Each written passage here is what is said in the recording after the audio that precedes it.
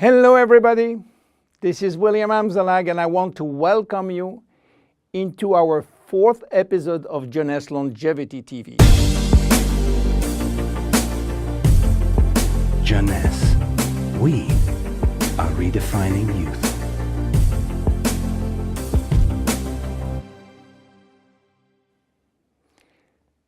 To be born is not a crime. So why should we be all sentenced to death? Is death inevitable? Well, you may be surprised to learn that aging and death has not existed forever. 4.5 billion years ago, a single cell came into existence. This single cell did not age. It had the capacity to divide indefinitely. But 3 billion years after, some of the cells started to form organisms such as worms, fish, and finally humans.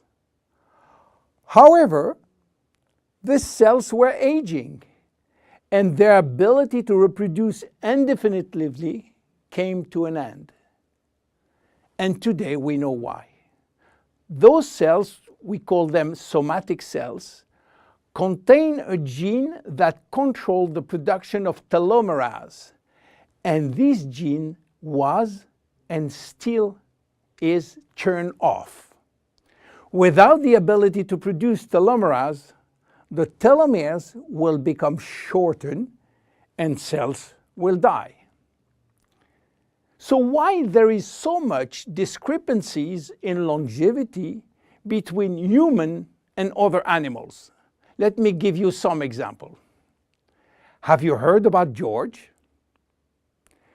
George is an American lobster which was born in 1869 and is now 140 years old. He was a sort of mascot in a New York restaurant and got released in the ocean in 2010. He's probably still alive. How come? Are lobsters immortal?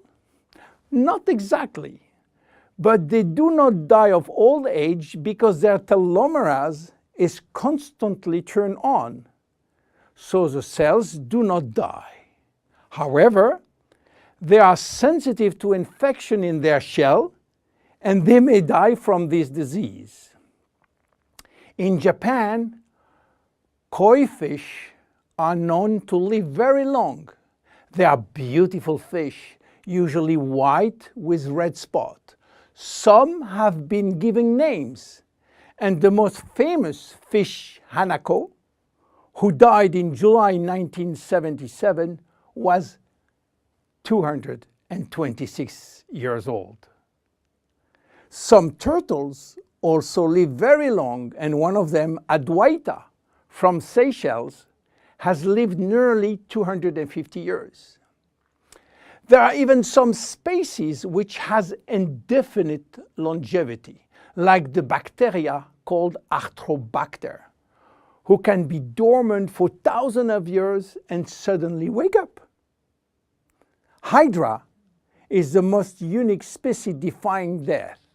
When part of his body is cut off, the body regenerates in 2 or 3 days. Hydra will be potentially immortal because it contains stem cells.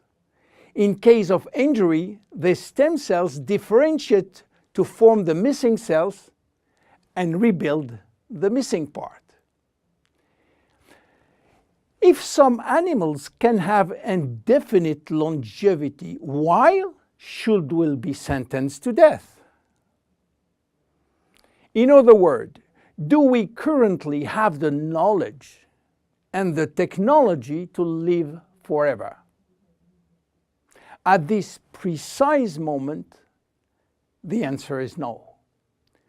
But here is what we do know. We can already reverse aging in human cells. What we don't know for sure is whether we can reverse aging in you or in me. We can drastically slow down diseases and the aging process far more than people realize. But we don't have yet the magic bullet to extend forever human life. So what it will take to keep us alive long enough? In Jeunesse, our generation young believe that we can live enough to live forever, which means that we design temporary solutions as DNA repair, telomerase activation, and stem cell support in order to still be here and still around to benefit from another Nobel Prize scientist, which may give us another solution for the next 20 years. That will give us time to wait for the next discovery, and so on. Yes, immortality is just around the corner. My name is William Amzalag, and I am Generation Young. See you at the next episode. Thank you. Jeunesse. We are redefining youth.